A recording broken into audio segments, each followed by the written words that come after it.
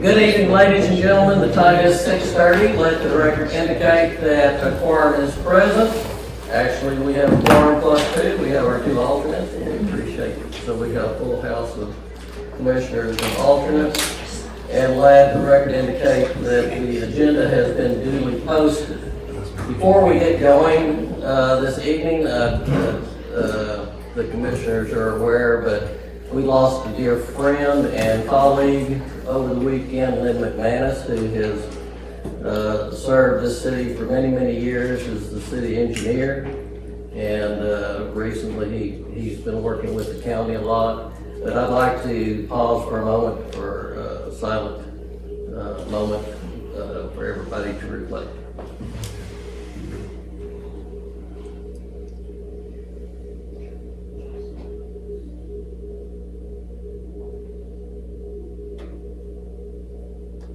Thank you. And at this time, we will move to citizens' communications. We have one person sign up, Marshall Bell. Sorry. Connect the headphones. Please state name, address, and you will have 3 minutes. Thank you. Hi, my name is Marshall Bell. I live at 340 Thompson Drive. I came here to speak about something that apparently has now been taken off the agenda. So I guess what I have to say is really null and void. But I'll just kind of echo what Jim had already said last December meeting when I was here. And I agree with what Jim said 100%. I think I haven't seen the traffic study that the developer has done, but I think I would appreciate as a resident to have a better traffic study done, maybe a more cohesive one that might be less biased. But that's really it. Okay, thank you. Thank you. Yeah. And we'll move on now to item number 3, consent agenda, item A and B. Is there any item any commissioner wishes to pull off for individual consideration? If not, I'll entertain a motion to approve consent agenda as items A and B. So moved. Okay, Jim, And a second. and a second. All right, all in favor signify by saying aye. Aye. Any opposed or abstained? Motion carries unanimously. We'll now move on to item 4A, which is to consider and make a recommendation about the 7-Eleven site, and we have been asked to pull that off the agenda to address it next time at next meeting, but I do have one commissioner that's asked to make a comment on this item. Thank you, Chairman. A couple things on this. Number one, based upon what I'm seeing on this agenda item compared to the agenda item we had in December, not a lot's changed, quite frankly. Talk about a 6-lane and you go into a 4-lane divided with them doing 2 lanes. However, the agenda item number 1 does not specify that the 2 lanes that they will be constructing is constructed before the 7-Eleven. It just says that it's going to happen. It doesn't say when.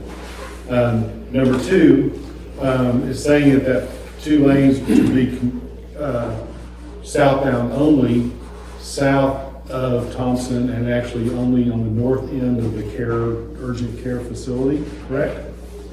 A couple things that just come to mind right off the bat is number 1, we don't have any comprehensive plan. That Kelly Lane County Line intersection has not been resolved. I don't think we can put anything on that piece of property until that situation has been resolved completely. To align it with the current northbound access road that was just constructed would be ideal because it's already there. But to have that even if you have 4 lanes dead ending into the access road, in my opinion, is dangerous. Because you've got everybody going to make that little jiggy jog and it just doesn't make sense. Even if you continue Kelly Lane onto onto County Line Road, straight across that little doohickey, you're still not lining up with the access road northbound. I understand north access bound North Brown's gonna go under the bridge, and that's fine, but you have no alignment. And that intersection is going to be the second largest, busiest intersection in Van Alstyne in 10 years, pick a number. It's gonna be very busy, and if we don't resolve that now, we're asking for trouble. Okay? Lastly, and then I'll shut up. When you put a 7-Eleven there, and you have no sidewalks, or nothing to connect that 7-Eleven property to Georgetown, Tinsley Meadows, Oak, whatever that is on the other side, if you have nothing to connect those, you're gonna have kids walking on Kelly Lane on a 4-lane divided road. And that makes zero sense to me. So, safety concerns, traffic concerns, you name it. I don't think that needs to be, there should not be any building going on that land until Kelly Lane is resolved with a comprehensive plan, period. And I think it's insulting to the committee to bring it to us without that. Any other commissioners wish to make a comment tonight, or can we wait until the next meeting? And the only reason I say that is for Alex to have the ammunition to go back to the developer and say, hey, look, if you bring this up again, you're gonna get the same pushback. So, just for what it's worth. Love you, Alex. No other comment on item number 4A? If not, we will have a public hearing to consider and make recommendations regarding a request to rezone 0.6 acre tract from two-family duplex to residential townhome. This is those are underlined, it'll be an underlined, it'll be a planned development, and it's located at 121 and South John Douglas. Alex. Thank you very much. Chairman, this is the subject property outlined in yellow, the 0.6 acres. The north is to the left on this screen. The property is bounded by South John Douglas on the east, Jefferson on the north, and Sherman to the east.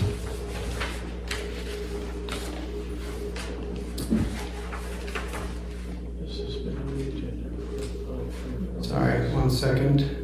By way of a bit of history, we did hold a public hearing regarding this request to rezone the property back in October. We did at that time receive some citizen input. There was some opposition to the request. Ultimately, the item was tabled after some discussion revolving around a desire to incorporate architectural design features into the planned development. When looking at the zoning ordinance and historic overlay specifically, most of the architectural design guidelines that we ran across were tailored more to commercial development. And so, as opposed to utilizing those standards, we have identified a series of guidelines that have been incorporated into the zoning request that typify different architectural features of townhomes in a historic downtown type of setting. So those guidelines have been incorporated into the PD request. We've also added a series of other conceptual elevations into the PD as well. And so at this point in time, there's no developer, there's no plan to build townhomes at this time. But what we have included in the PD, picture elevations and guidelines that should guide future development. And in concurrence with development, the final site renderings that are proposed to be built on the property would be required to go to the ARP, the Architectural Review Panel, for approval in conjunction and prior to the Planning and Zoning Commission consideration of a site plan. That is essentially how we modified the request as a response to the feedback we heard in October. In terms of history and a recap, the property is currently zoned for duplex, which is 2 attached units on 1 lot. This is a request to rezone to townhome, which is an individual unit that's attached to another unit, but located on its own fee simple lot. And so the picture on the right shows the old original survey. You can kind of see how the property was originally laid out. And so we're kind of expecting development to follow in line with this lotting pattern. So having 4 attached units facing north, fronting along Jefferson, and 3 attached units facing to the east along South John Douglas. These would be rear entry, alley served units that have access off Sherman as well as Jefferson. And then I will show some pictures of the elevations that are intended to guide the future development of the structures on the property.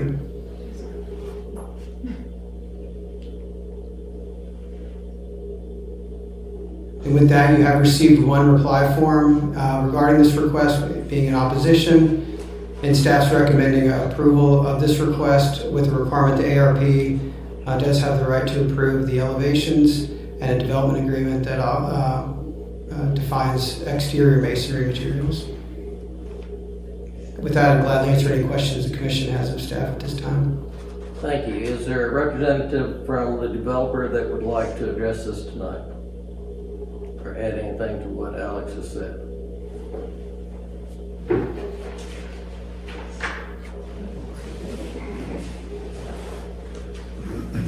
Mr. Chairman, Bill Benton, 1401 Hines Range Road.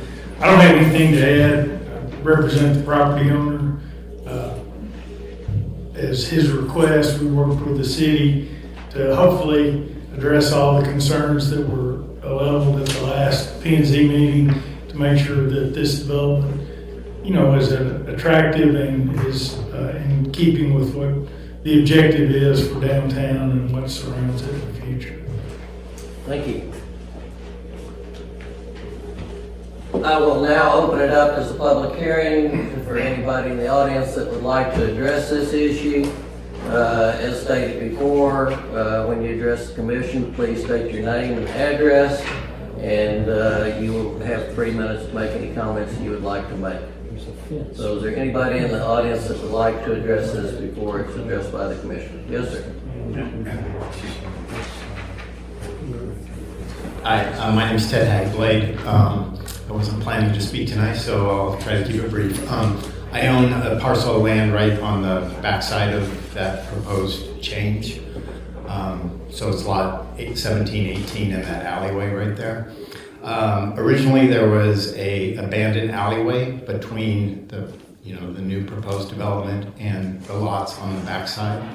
And that references an easement along that alleyway. So I guess my question is, what's going to be along the backside there? Is there still some sort of easement? And what kind of wall or retaining wall would be developed along that backside? Okay, and we cannot answer questions right now, but there's a good chance you'll hear the answers when we start our dialogue. Okay. Okay, thank you. Anybody else in the audience that would like to address this issue? Last call for anybody that would like to address this issue from the audience. At this time, at 6:43, I declare the public hearing closed, and I'll open it up to any commissioner comments, questions. I think the first thing we need to remember is that what's in front of us this evening is just a rezoning request. It isn't to discuss or determine the elevations or buildings or the sight lines, it's just the rezoning of the property. So that's what we need to be concentrating on, voting on that particular part of it, in my opinion. With the staff recommendations added to it. Yes. Other commissioners? Yes, a couple questions that I will have before we get into, I know this is rezoning, I don't have a problem with that part of it. But my concern, Bill, is that we're too close to Marshall. And I don't know what the setback off of Marshall is, but Marshall's too narrow right now. And I think if that ever goes to the 4-lane, we're in deep weeds. So that's my concern on that. On the backside, on the garage side, and maybe somebody can help me on this, how much driveway is there off of the building into the alley? Is there any at all? Do we have 10 feet, 20 feet from the rear of the garage to the actual alley. In other words, if we approve this PD, we're basically approving setbacks and stuff like that, are we not? Yes. Okay, so we kind of need to know that before we do it, right?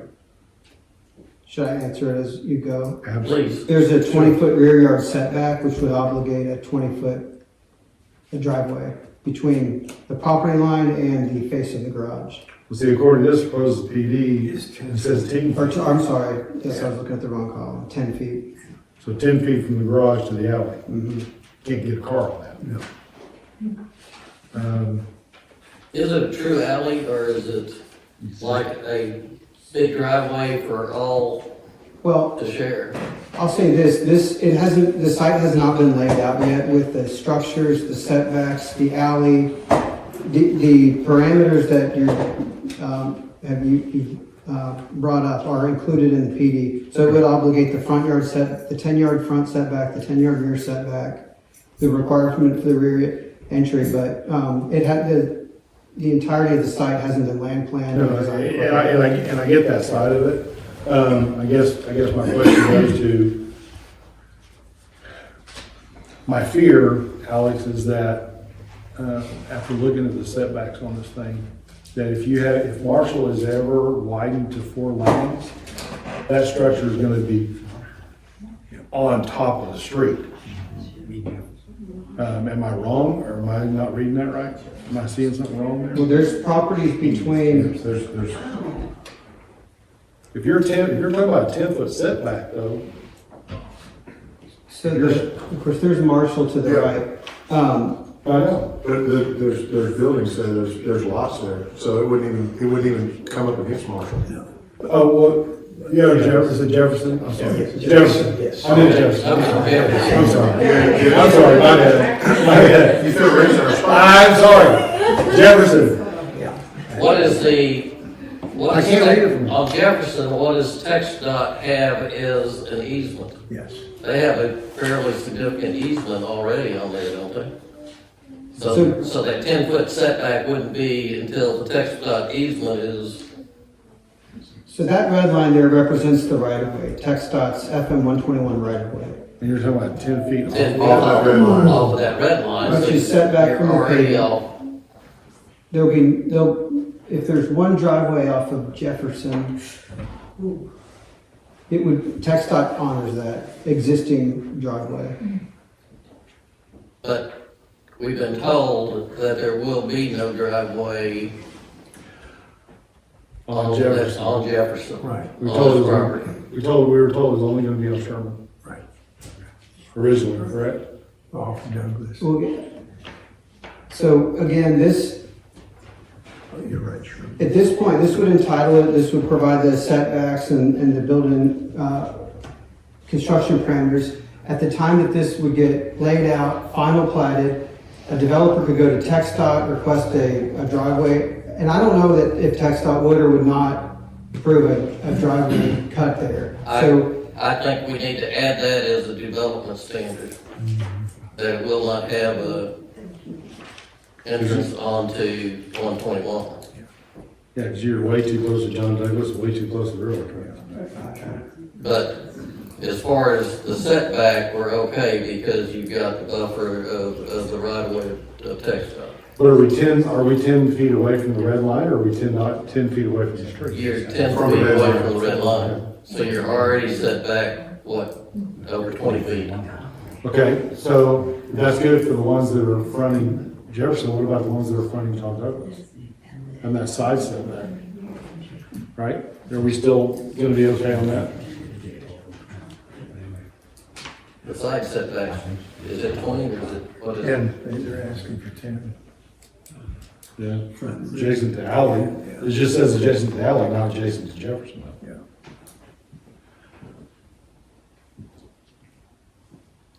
There has to be a side setback. Minimum side yard, interior lot 0 feet. Yeah, because of town. Because of town, I get that. Right next to each other. But there's nothing on here where it says facing Jefferson. There should be. All right, I get it.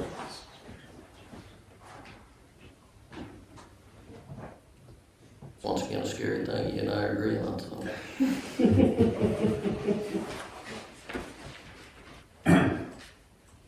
Watch it now. Does everybody agree that no driveway on 121 is a development standard? Yes, absolutely. Okay. Yeah. Alex, you have, I think 10 feet on the back between the driveway and alley, I think it's too short. Well, so the way that would happen is if there's an alley in the, I wish I could point, but on the top right of that goes along the current alleyway, if that was an easement or if it was designed to be a true city alley, whether it's designed to be a true city alley or an easement, there would not be you could not encroach your vehicle into an easement. So while there's a 10-foot setback, it'll likely need to be farther for if there's going to be a driveway in the rear. Otherwise, it'll be a garage where the car goes into the garage and then there's no conflict with the easement. And that's kind of my point. I think if you only have 10 feet between the garage and the easement, you're gonna have people parking there and you're gonna have issues, obstruction issues and neighbors fighting and, everything else. So I just wanted to kind of nip that bud. And I would also like to address this gentleman's question as far as, in the PD, there needs to be some kind of screening wall between that and the other neighbors. Mr. Bent, do you know what the setback is for the easement along the back of that property? I do not, again, the difficulty is the site plan's gotta come back for consideration and approval. Granted, you've got, the footage in there. We have no issue with the screening wall, by the way. I didn't think it So, I didn't think you did. I'm just wondering, Bill, if you're gonna be able to do what you wanna do with having 10 feet from the garage to the alley. well, Or is it good with it, 15 work? I don't think you can do it for less than 20. Huh? I don't think you can do it for less than 20, can you? Well, if you're talking about an automobile parked outside of a structure, That's 20 feet, if it's big enough. If it's a truck, it's 20 feet, easy. but what you can do also is design where the garage is inset. And I don't have a problem with that, if we can make it work. I just don't want everybody to go through all those song and dances, then we get to the end and we can't make it work. I like the concept. Yeah. I like the brownstone concept, going brick against, putting brick up against John Douglas and brick against Marshall. I just don't wanna go through all those processes and then not be able to do it at the end. So, is that for us to work out, or do we just need Well, it's that part of worked the out? PD. It needs to be worked out before it, we get another bite at the, Design. do we get another bite at the development standards at the next stage, Alex, or do we No, need sir. the development standards now? No, if it's the will of the commission to prohibit access off FM 121, to provide some sort of screening, and to increase the rear setback, this would be the, This would be the time to do it. Okay, I mean, I have to agree with Jim, that hardly anything will fit on 10 feet. And if you got a car sitting out there, and this is Texas, there's a lot of pickup trucks. And not many people use the Well, rock. occupant with a pickup truck's gonna stick into okay, that. driveway. so we need 20 feet on the back, is that what we're saying? Yeah. Okay, are there any other comments? I had the same question regarding 121. We don't know, I believe the question was asked last time and answered. There's no plan to make 121 4 lanes wide, but my concern is if you use up that easement, We're not using that. well, if there was ever a plan to make that 4 lanes wide, 10 feet is not going to work. You're 10 feet off of the, The red line, Yeah, which is already accommodated for. so, okay, oh, it is, That's the way I understood. yeah, that's, The only other thing I would add is 100% masonry on the front. Jim, what about your architectural wood features that are typical to those. Well, I mean, if you're talking about a dormer, So a dormer, that, if it's just a dormer, that's fine. But if it's, put it this way, the only ones I like to go on there are the two bottom ones and the one on the right. I agree. The one in the middle and the one in the upper left, I'm out. Concur. Which the committee is going to handle it. And the ARP is gonna handle it, and I will tell you, as an ARP member, I will not approve anything. You're not just a member, you're 50% of the committee. No, I'm 33%. I'm 33, I'm sorry, I thought it was 50. But I will tell you, if it's not 100%, it's not gonna go. My last comment would be with regard to 121, and I don't know if the fire department is gonna require some type of access, because that alley will be one way in, one way out, and whether that becomes a problem, in the design phase and presentation, so, you know, I don't think it's preferable, but I also have a concern about prohibiting it in the event they require it. Makes a good point. Yeah, excellent point. I thought we had access to that alley off of both the side roads, You know, just off Sherman. just off Sherman, okay. And Well, if you left that off and then just allowed that to be part of the plating, site plan, then you could address it that way. I mean, it might have to be an emergency exit. But anyway, I just think there may be an issue there, with being able to get emergency vehicles into the back of those homes. Now, that shows an alleyway on that back side, is that how That was it abandoned. It was The city abandoned? abandoned it, and then the property owners took 12 and a half feet of each side of it. On that back side? Yeah. And that would extend all the way out to Marshall? No, yeah. Okay, so let's put an asterisk on the 121, that it, unless it's required for emergency vehicles. So, you want to incorporate all your notes into staff recommendations? And then the motion would be to approve with staff recommendation. You recommend all the things we said? I'm not on the planning and zoning commission.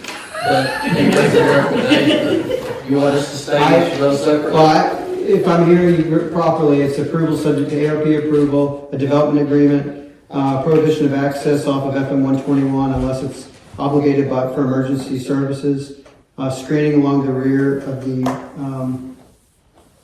I guess it would just be along the rear of the group of townhomes facing FM 121. Right. Rear setback being increased to some number, and Then, 100% that number's 20 feet. 20 feet, yeah. And I don't know if there was consensus on the 100% masonry exclusive of architectural features or not. I think we handled that at ARP. I agree. With that, would somebody like to make that motion? I make the motion that we recommend approval, subject to staff recommendations. Including the things that were added to that. That's correct. Including What Alex just I said. just read. That's right. Okay, is there a second? Second. There's a motion and a second on the floor to approve this subject to staff recommendations and items that were listed by Alex tonight. Is there any further discussion? All in favor signify by saying aye. Aye. Any opposed or abstained? Opposed. Okay, Only on the masonry issue. okay, motion, That was a motion by Commissioner McKinney, seconded by Commissioner. Motion by me, seconded by Mark. motion carries 4-1 and passes, that we're making this recommendation.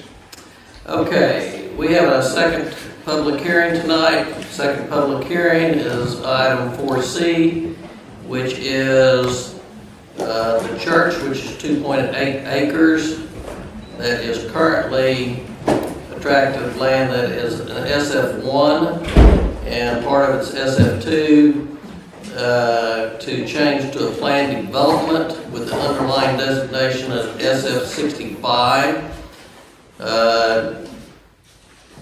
allowing the church rectory, place of worship, and the daycare center for the Church of Christ located on the northeast corner of West Jefferson and Hobson Street. Alex. Thank you very much, Chairman. I'm going to provide some brief commentary and then turn it over to Brooks and the Church of Christ representatives or whomever to provide more context. But I do want to introduce the item. This is the subject property surrounded in red. The city had originally received a request to rezone the property months ago, but since that time, I believe the church has been working on acquisition of the two houses that are on the far east side of the property. And so now that those have been acquired by the church, the request to rezone has been assembled, and we're here before you this evening for the public hearing. The main objective of this request to rezone the property from SF1 and SF2 to a planned development, if I could get the one to cooperate, is essentially to take the current configuration of the property with the existing church. There's a temporary building, some existing houses. I think one used to be a parsonage, and then the other two acquired properties, and essentially rezone the property to allow for an ultimate configuration of the church campus on this property, inclusive of the two new additional properties that have been acquired. And so the ultimate configuration is shown on the right-hand side there. So effectively before I go on, you also have received some renderings of what the ultimate church building would look like, and the applicant will go into it more, but they're proposing a phased approach to redevelopment and development of this property. What I will touch on is the basis for the request to rezone to a PD, because there are a couple deviations to development standards that are being requested to accommodate this development. So briefly, the PD does propose allowance for additional building height. Currently, the zoning district allows for a max 35 feet in building height. The church is proposing a 60-foot tall tower with a 15-foot cross atop it. Ultimately, in addition to the church, there is a proposal for a daycare use on the property. That would ultimately require 128 parking spaces. Church is proposing to do 94 on-site parking spaces, and then is working on an arrangement with Scroggins Funeral Home, if they haven't already, to allow for an off-site parking agreement that would more than satisfy the minimum requirement for parking when consideration of the on and off-site parking. As I just mentioned, they're proposing a daycare by right with this plan development. And then the last item of note is the zoning ordinance requires 65 square feet per child of play area outside. The church is proposing to do about 3,200 square feet of the play area for the children that attend the daycare. And so I'm sure we'll do, the basis for that I'm sure will be discussed in more detail here in a bit. But here is regarding the building height. These are shot drawings that show the 60-foot top of tower as well as the cross that gets up to 75 feet. The play area is located along FM 121, outlined there in red. And this particular exhibit shows the location of the off-site parking that was discussed. So those are the high notes and the basis for the actual PD request. With that, I'll turn it over to Brooks or whomever to actually provide a little bit more context about the overall development and phasing and things of that nature.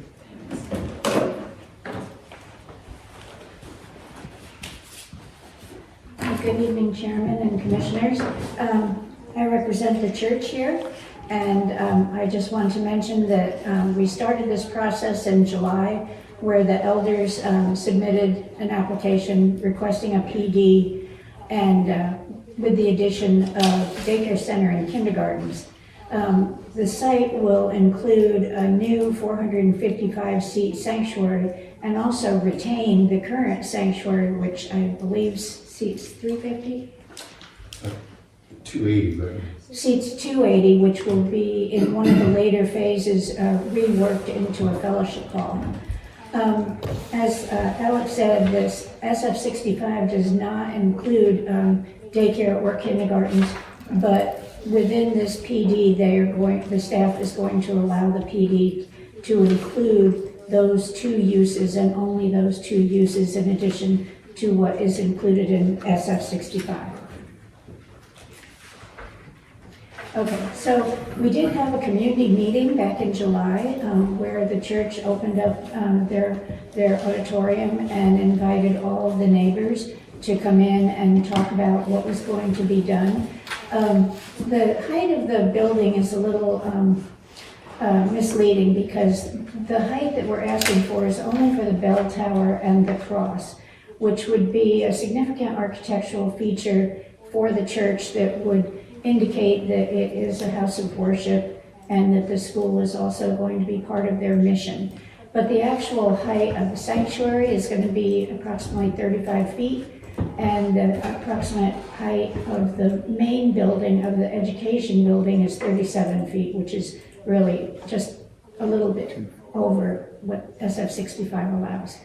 The discussion with the neighbors went very well. Most of them like the idea of the expanded church. Some are worshipers there, not all. And they were very interested in the idea of having an education building in the area. There were two homeowners, to be frank, that were located just to the east of the proposed two buildings. And they were concerned about the proximity of a two-story building being next to their lots. So after much discussion, the church and the homeowners decided that the church would buy those lots.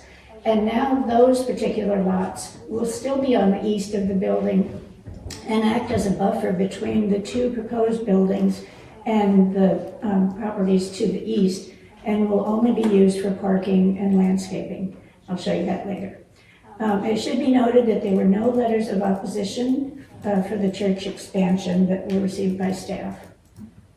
So, if you'd like, I can skip this phasing, but basically they're going to do this construction and the removal of buildings in phases. And basically they will be putting in paved parking, which at the first phase is when they put in the parking, we will have to use the Scoggins Funeral Home as excess parking and to make up the 128 spaces required. But at some point in the future and before the project is completed, we will be adding additional parking, and I'll show that to you on another slide, which exceeds the required parking. So here's the configuration. You've got the current sanctuary. You can see the rows of seats there. There's a temporary building which will be removed. The church office is a very small building that faces Rigsby. There are more residential homes on that property that are used for various things right now. And on the east side, you can see the newly acquired residential home. So it's a little hard to read this, but the current sanctuary is still where it is. And proposed sanctuary, the proposed entryway and gathering space, which will be used for fellowship and other things. And that is where the tower would be located and the cross. And the church and the proposed education will face toward the west, toward the proposed paved parking. And then at a future phase, we will do the parking on the east side. Doesn't seem to, oh, sorry.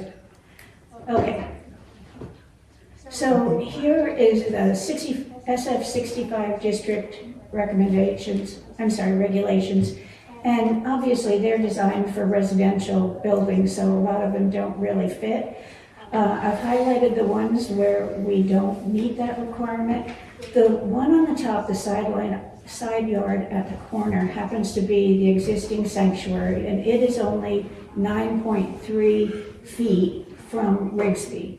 But obviously, we're not going to be tearing down a building that's already there, so we would need a variance, or not a variance, but to include that in the proposed PD recommendations for only that location, not anywhere else. Everywhere else, the side yard would be 25 feet.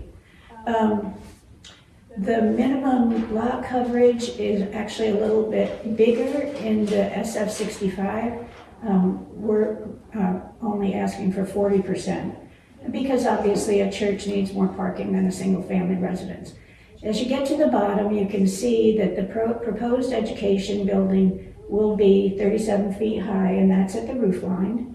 And the maximum tower height, we're requesting 60 feet, and the maximum cross height would add 15 feet to that. So here's a west elevation. This would be the main entrance of the church and the education building. And you can see when you see them all together, the size of the new sanctuary and the size of the education building is totally in scale with the proposed bell tower and also the cross on the top, which is obviously a very important component architecturally and symbolically for the church. Here's the east elevation. The education building has the horizontal windows, both on the first floor and the second floor, which are meant to limit the amount of the classrooms and the offices from looking to the east toward the houses that are in that direction. The auditorium, of course, has vertical windows as typical of a church. Here's a possible elevation that includes stone, architectural grade metal paneling, stucco, contrasting tile, and other components that are acceptable to the building ordinance. And the church does not have an exact decision on what the building will look like yet, but this will be the form of the building, and they reserve the right to use 30% masonry and to use other attractive and different colors of materials to present and to build a building that looks as attractive as this. So parking requirements were mentioned before. The total spaces required are 128. When the parking is finished and paved on the site that's in front of the church, in other words, toward Hobson, there'll be 96 spaces, and there are 65 spaces on the off-site parking agreement. When the final project is done, there will be additional 58 spaces that are going to be on those newly acquired lots. So the total that will be provided at the end of the project well exceeds the spaces required. And that's just to show you how close the Scoggins is to the church. So I just want to say that we have been working diligently with staff over several months, and of course some of the changes resulted from the church purchasing more land and having to redo some of the exhibits, etc. But we feel that the requested plan development will allow the church sanctuary and church-related educational issues is appropriate for that neighborhood. This church has been in that location since 1964, has always been a good neighbor, and it continues to be and hopes to be in the future a good neighbor to the citizens in that area. And just one little modification from what Alex said. We did have a discussion about the size of the playground for the daycare center, and we worked with a consultant from Florida who said that in general, the classes use the playground at different times of the day so that we would meet the requirement if the classes are coming out, like say kindergarten and first grade would use it at one point, second grade and third grade another point. So we did actually agree with staff on that, so that should not be an issue at this point. And we just think that given the size and attractive architectural appearance of the church, We feel that the height requested is typical of most churches. Maybe not in the middle of a small neighborhood, but we do have a lot of space around the buildings to cope with that height. So we request that you vote to recommend approval of the PD request as stipulated tonight. Just want to point out that there have been a couple of quick changes that were made since Friday. And so some of the exhibits that you have in your packet are now obsolete because we changed from asking for a C1 underline designation to the PD 65 that the staff recommended. So, like I said, we have worked closely with the staff. I feel like we are making the best effort to make this a beautiful new building that will serve the church and serve the community. I can answer many questions, and Tom Jones is here that can answer engineering questions, and Grady Evansberger is also here to answer any questions of the church. Thank you. At this time, after hearing from staff and the developer, I'll open it up for the public hearing. Anybody wishing to address the commission on this issue?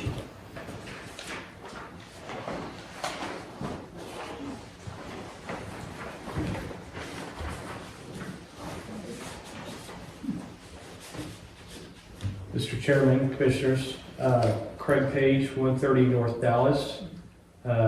Live at the corner of Dallas and Jefferson. Neighbor of the church, just right down the street. I want to reiterate the fact that the church has definitely been a good neighbor over the years. Very proud to have them in our part of the neighborhood. Just a nice area. Where we live, we are actually surrounded by several places of worship, and several of those places have come up in front of the board over the last many months, doing variations of different types of enhancements and changes to the property, and even just right outside of town, where some of these items for discussion have come up in front of the board before. And so I'm sure several of those items will come up again as the plans are being evaluated. And Alex, if it's okay, maybe we can look at the before and after slide. That'd be helpful. Thanks. So really encouraged about the opportunity for the church growing at the end of the street, and excited about their plans for what they're going to be doing.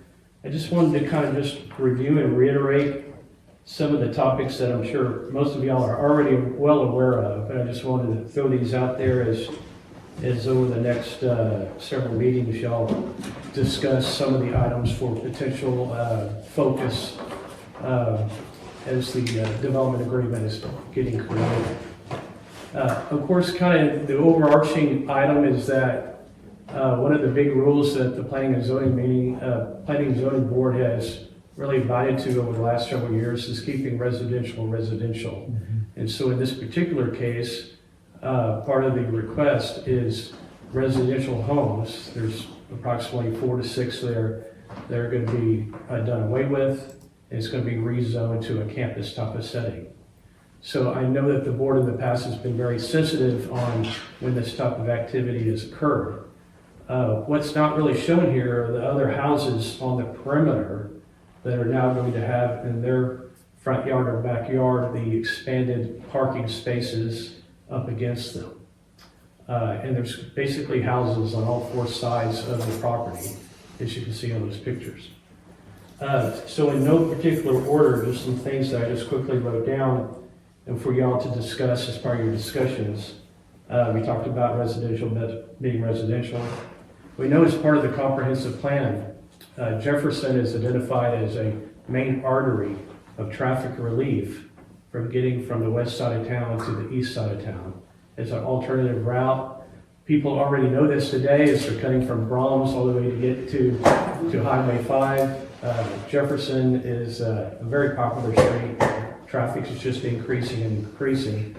I know part of the plan going forward over the next several years will be to enhance Jefferson and enhance Dallas including sidewalks. So as we look at the intersection at, I believe that's Hobson and Jefferson, and down by Green Acre and the funeral home where the alternative parking is, this is just going to continue to increase to be an area of traffic, especially at that corner. So as we're thinking about more parking spaces and daycare, there's potential for that to be a bottleneck, especially during drop-off and pickup at the daycare, during church services. So as we're thinking about the streets, widening those streets, sidewalk access, crosswalk access from the alternative parking into the church area, the current configuration of those streets don't really accommodate for that. So that'd be something to be aware of.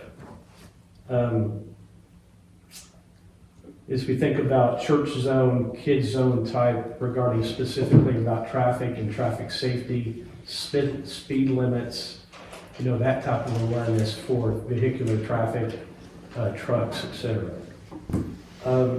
Greg, you're gonna have to wrap up. Yes. Thank you. So also one particular area too, with the parking lots there on, as you should look at on the far right, there's a creek kind of water drainage area there that's a little bit depicted here up against those houses. We typically put some kind of retainer wall, requiring some type of landscaping to provide that buffer. That would seem to be a big area of focus to make sure that's aesthetically looking good for that. And I'll just sum up that also from a nighttime perspective, we're always trying to be aware of light pollution at night and the lighting for safety for the parking lot, but being thankful about what we're talking about with the residents next door. Thank you. Anybody else from the audience wish to address the commission on this item tonight? Last call. I will say, I don't think we mentioned, we did get 2 written responses, both of them affirmative and positive towards the project. With that, I will close the public hearing at 7:22. My God, they are lower than I thought. Sounds like some school board meetings I used to go to. I will open it up to commissioners for comments and questions. Well, can I ask, why would we go to an SF65 designation versus commercial? Because this is essentially a commercial property. I'll start on it and let Alex finish it. Okay. Schools and churches, and Alex, correct me if I'm wrong, can be placed in residential or in commercial. They're open for both. And so you can pick one. When it has a PD on it, it really doesn't matter what you pick because it's one half dozen the other. Alex, do you have anything to? The only thing I would add is the comprehensive plan, both the current version from 2003 and the one we're working on recommend that this remain a residential district. So underlying it with a commercial red is not in harmony with the vision. But regardless, it is a non-residential use, but a non-residential use, albeit that is permitted in a residential district. Correct. If you put an underline of commercial and the church went away, which then you're stuck. But I just had, she mentioned that they were going to do paved parking, and I thought it should be concrete. So that's why I'm concerned, because we're doing other things. We already put in the fact that all the new stuff should be concrete. Yes. So it's going to be concrete or blacktop. That's the question, I think. Well, that is a question of concern. It's not actually part of the zoning, but I will tell you that the church is willing to do concrete parking or asphalt parking if the commission would allow. That was never a question. And that's all. Okay, I thank you. didn't answer any other question. I just wanted, because, I know Jim's going to touch on this, but you're going to put a playground on one of the busiest streets in town, right next to it. And I'm like, why would you put the playground all the way out there and put the parking up next to the building? It just doesn't make any sense to me. Well, let me answer that. The playground originally was placed in the location, you see it because we didn't have those two properties to the east. If that's an objection of the commission, we can definitely move the playground to the east and limit the parking over there. We have more than enough parking so that it would be set back from the road. Just to clarify, West Jefferson in that location is not part of FM 121.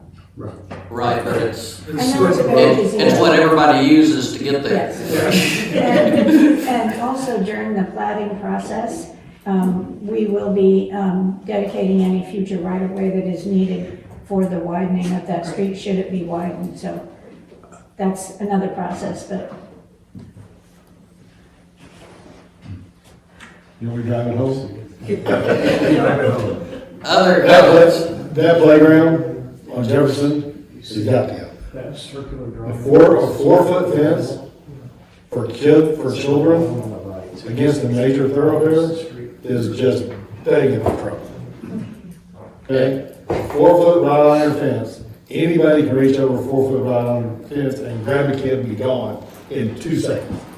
So, I would like to, having spent a lot of time designing and watching kids on playgrounds, I had a school district that wanted to start putting up 6-foot fences.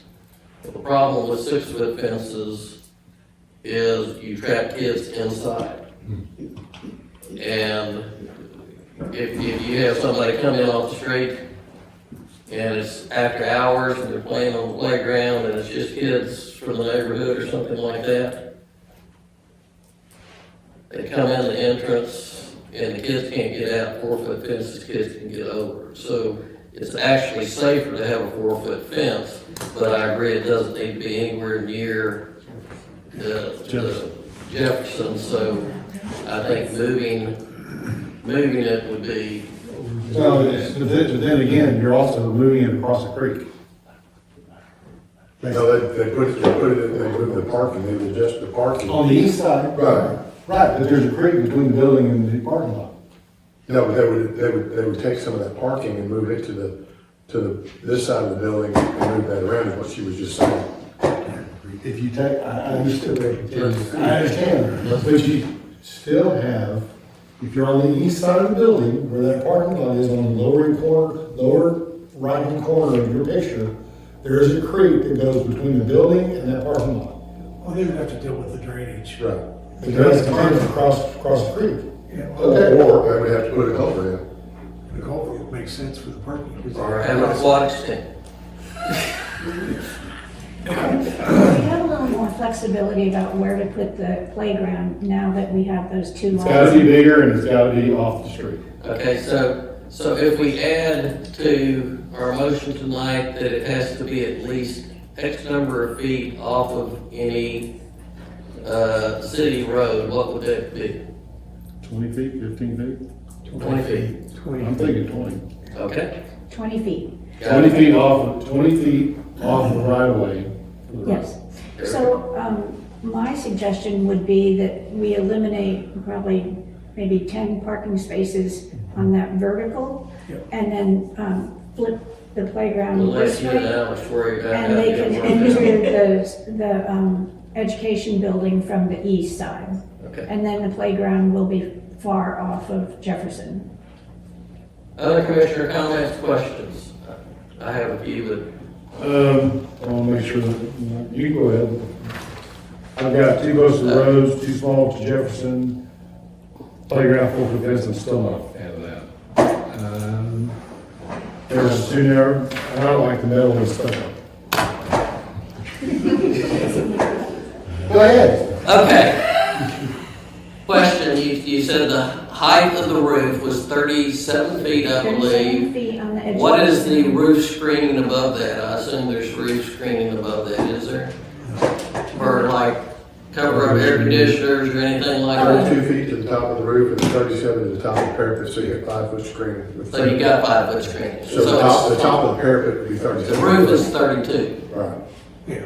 The screening is 5 feet above that. Yes. Yes. Thank you. There we go. Okay, So really, so- the only question, is the top of the tower, the bell tower, and the cross.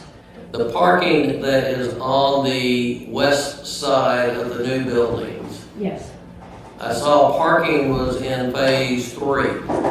Are we including that parking as part of phase 3, or is that when these buildings are being built? Let me go back. I think the parking would have to be built when the education building is built, because it agree. would require that parking, those parking spaces. And for the traffic question, one Yes. thing you can see on this is that we have quite a long queuing for the school on the site, so there wouldn't be queuing on the street at all. Mr. Jones, do you have the answer to that question on what parking is in phase 3? Because it looks like on here that most of the parking is after all the buildings are built and everything, and we don't have any parking on site. So the initial phase, the education building is going to have a certain amount of parking required for it to function. Yes. I would think because of the other structures west of the new buildings that we might not do it all at once, but we would certainly do enough parking west of the new education building to accommodate that use. And again, we're talking about phases, but they're not necessarily distinct, and there's sub-phases within each. So as buildings come down and new structures go up, one, we have the fire marshal, and two, we have parking requirements to meet for those uses as we bring those buildings online. But you're asking for exceptions of those requirements within the PD is what I'm reading. With regards to what? With regards to the number of parking spaces, and I'm good with that. We don't have all of them at the very beginning of the project, but I'm not good with opening up a new education building to this side without having at least a minimum number of spaces. It looks like in documents that all of the parking is in phase 3. Then we need to correct that, because I believe, the intent for the church obviously is to accommodate the parishioners and the activities in the building, so it's not in the church's interest to delay all those as well. I don't want to rely on the funeral home's parking until we get to our own. Alex, am I reading that correctly, or am I reading that incorrectly? The only thing, I believe you're reading it correctly. The only thing I'll mention, and I didn't touch on the staff recommendations, but one of them is to indicate the pavement material for the parking that's provided during each phase. Because right now it's unclear what parking is being provided when, and so one of our recommendations is just to clarify it in the zoning exhibits. Okay. I'm And in that agreement those are with that, I cement, can do that. and that that's cement, has to be cement. Yeah. Well, and I'll to piggyback on that, the parking lot now is all gravel. Yeah.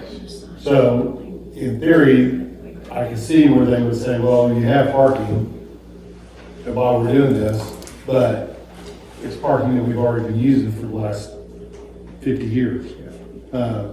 But I think I think construction of the parking lot to the southwest of the current auditorium and should be built at the same time or prior to construction of the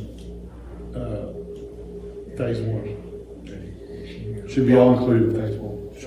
Did I word that right? Yeah, I mean, going back months and months ago, talking about this, we had talked about the obligation to be concrete for just whatever is being constructed at a given time, and any additional parking, it could be asphalt, let's say, knowing that when whatever paving is required on the site due to what's being built, it was obligating parking, then at that time it needs to become concrete. If that makes any sense. So you're gonna put asphalt down and pull it up and put concrete down? Yeah, the question is, the required parking is concrete, any additional parking could be more temporary in nature. I don't want to misrepresent what we discussed back when, but we had talked about that being That is. I don't necessarily think that's the intent. Do you, Greg? Well, I think part of the confusion is that the 128 requirement was not, I didn't think that was attached to the phase one building, the education building. That's to the eventual new sanctuary, Right. which won't be built in phase one. The actual parking requirement for the phase one education building for the daycare is much less. And so we had talked about, yeah, we've put in so many concrete spaces for that, to correspond with that. And the reason we had just shown all of the parking in phase three was because that just when it would all be finalized and tied together. Okay, so we need to clarify That's right. that as it's being built, parking places to accommodate that phase needs to be done at the time of that phase. Yes, sir. I'm in agreement with that. We can sort that out with staff. We can Okay. do that.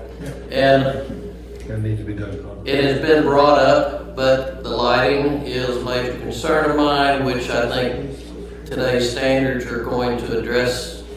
I think the standards that are in place in this low density lighting, turning off Yes. at We're not 10 going to request any 10 p.m. changes in lighting, and all the lighting will be faced downward and away from the community, and possibly maybe even shut off at a certain point. My in concern the day. is what I like that it's, the underlines SF65, but SF65 I don't think has lighting in it because it would be in the commercial section. Right, you would want some lighting in the parking lot for safety. I agree, so I think we need to add to this that we have the lighting as required in the commercial zone. Agreed. Thank you. And then also, we've talked a little bit about screening, but screening against any residential property to block out any headlights. We would follow the landscape ordinance to the T. Yeah, which, once again, that would be in the commercial and not in the Absolutely. SF65. If I understand my ordinance is correct. That's one of the reasons I was asking why we can switch it from commercial. That's, But it's good to be at SF65. I agree. To have that added. I do, thanks for explaining it, I do agree with that, but we definitely need to address the screening and the lighting. well, just to throw a complete kink in this thing, we originally asked for the underlying zoning district of C1 Right. with all the uses not allowed except for kindergarten and daycare.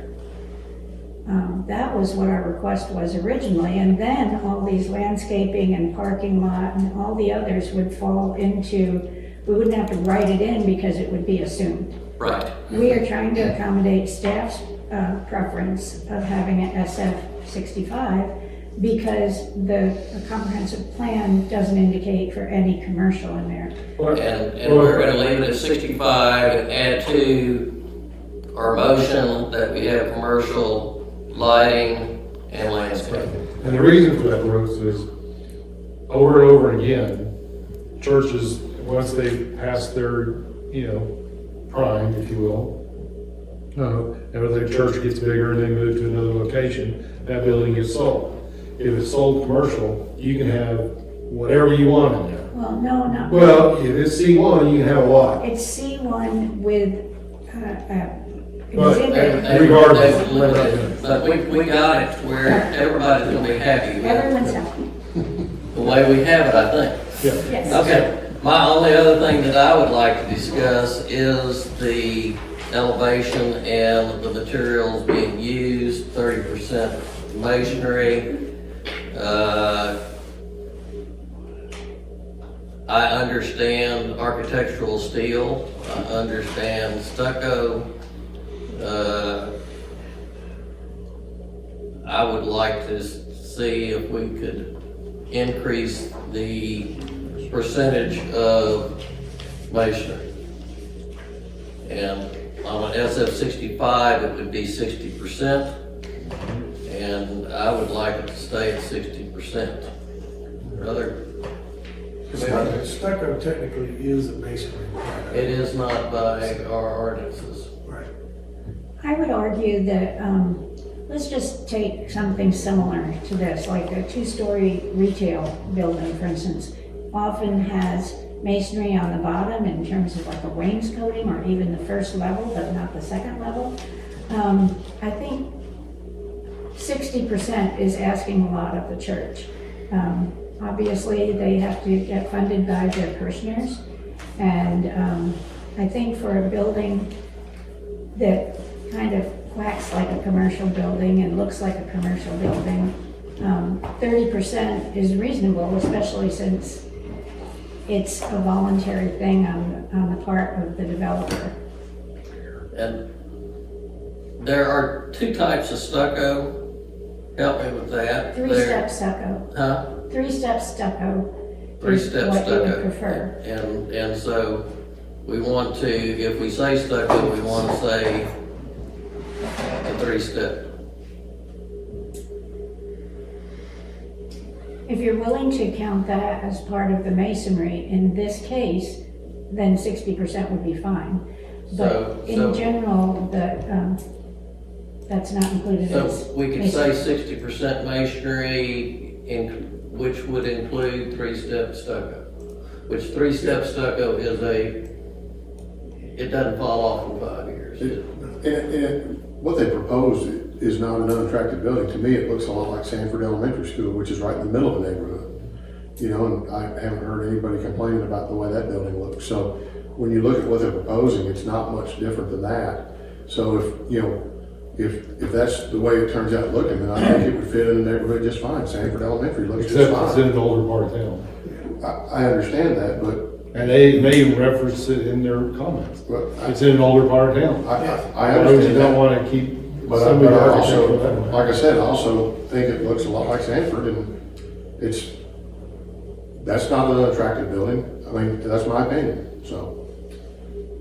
You know, All right, if we leave it as is and just change the stucco definition to three-step stucco if stucco's used, is everybody good with that? No. Sure. Is everybody except for one good with that? 30% masonry, which includes brick, stone, or three-step stucco. It does not include this three-step stucco. It does not. You're gonna be at So 30%. 30% would be But brick if and you stone. use stucco, it's gonna be three-step stucco. Any stuff. Okay. And we're stucco on But that. that opens it up to, okay, well, we're not going to, so if I'm So them, we're gonna use I'm steel. thinking, we're going to use steel. To get around the three-step stucco. Whereas if we stay 60% and allow the three-step stucco Yes. included in that That's what I 60%, thought you were saying. Okay, then let's do it. 60% would includes. Three-step stucco. Is that okay? We're good with that? So you can't have more than 40% of the building. We can't have more than 40% of the building that's steel. Okay, Alex, you got it? Does anybody else have any comments, questions? I'm sorry I was long-winded with it tonight. All right, Alex, would you read back what we have agreed to? Yes, I did, there was another, another wrench.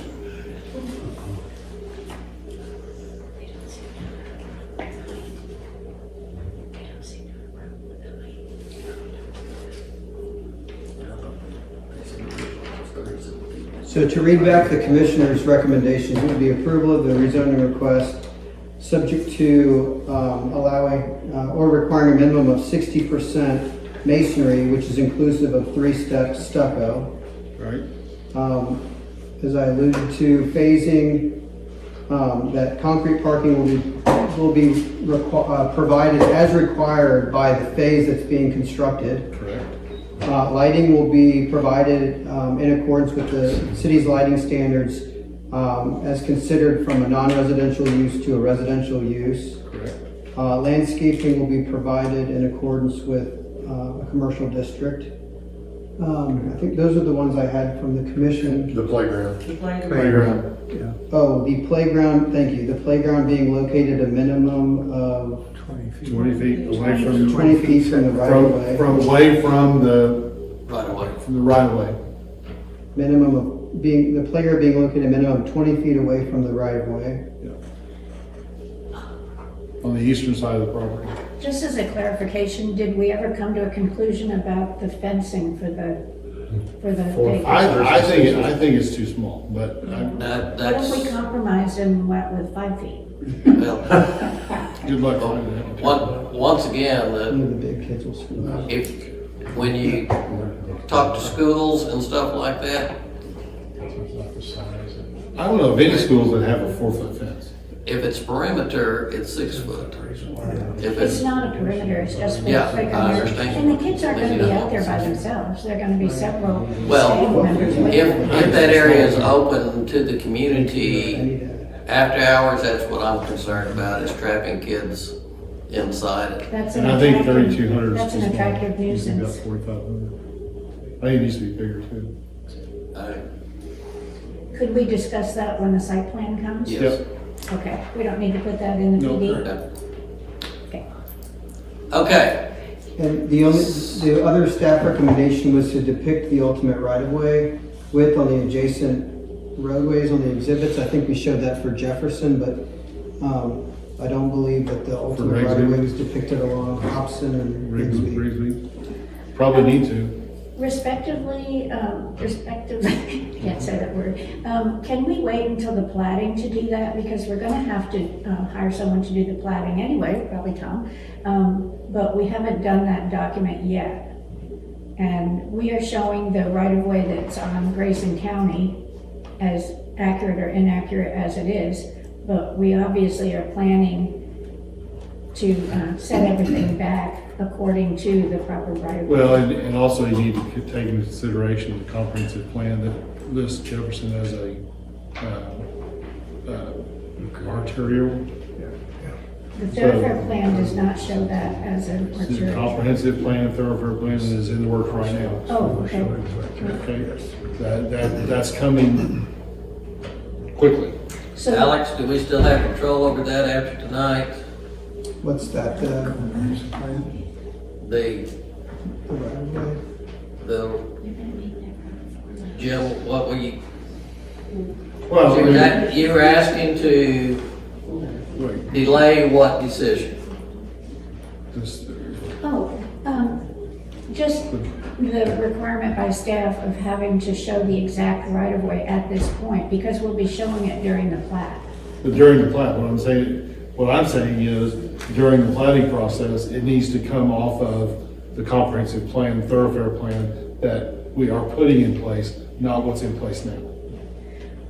Well, Because that's I going to think we change. probably need the lawyer to decide that whether or not this is in the process now, working on the laws that you have now. I mean, we shouldn't be penalized because we're bringing this now as for some law that's gonna be And that's passed. why we're addressing in it the now. Because I'm not gonna recommend, I'm not gonna vote to approve a PD that is gonna be, that I feel like is gonna be in conflict with the thoroughfare plan that's coming down the pike. We've not seen that thoroughfare plan, it needs to be provided to the applicant, please. And that's fine, then we can vote this down. I'm not gonna vote a thoroughfare, I'm not gonna vote for a PD that doesn't take that into consideration, Tom. We have nothing to consider, we haven't seen what's being proposed for the thoroughfare plan. So, we Yeah, I have have to not see that provided- from staff. I have not provided that to them. Well, So, we're in the dark. Is it supposed to be changed to a 4-lane? I don't know how we can provide a thoroughfare plan when we haven't finalized it yet. That's my, well, and that's kind of my. And actually, the basis for the request wasn't to switch it necessarily to be switching it to a 4-lane divider or anything of that nature. It was essentially like Hobson's 32.1 feet. Typically, you have a minimum of 50 feet right of way, if not 60, for example, like Hobson comes in off of FM 121. But just to the extent that the future right of way dedication, even if it's a simple standard section, could have any sort of layout changing effects on your drawing. That's the basis for why we would want to see that. Alex, question. Does that need to be in tonight's? Not necessarily, I mean, they're Or gonna, can it be when it's platted? it can be when it's site planned and platted. Okay, so let's take that one off for tonight and kick it down the road until it's platted and see if you two can be on the same page when it comes back to us. Is that fair enough? We need to include that in PD though, right? No. It can be decided At the site. at platting, at the platting time. is But what- I understand it, but don't we have to say this is going to be determined at the time of planning? It's inherent, I mean, the site plan process. I the just wanna make engineering sure we're process covered. It's something is that meant can to be ensure done that in all the planning. engineering Whatever standards he said. are Okay, applied. I just wanna make sure we're covered. Okay, I appreciate that.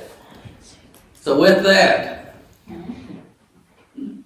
I will entertain a motion to approve this subject to staff recommendations minus the right-of-way and all of the things that Alex just read out as additions that were added by the commission. I'll make the motion to approve. Okay, is there a second? I'll second. There's a motion and a second on the floor. Is there any further discussion? Hearing none, all in favor signify by saying aye. Aye. Any opposed or abstained? Motion carries unanimously. We are excited about this project and we appreciate all that's been done to work on this and y'all working with us to make this a great project. Thank you. We do want the project. Yes. Thanks, BJ. I'm on track. And with that, comments from staff? I have no comments this evening, sir. Mr. Mayor, anything? Appreciate y'all's attention to details and hard work. Thank you for continuing to serve the citizens. With that, having completed the items before us, I declare this meeting adjourned at 7:51.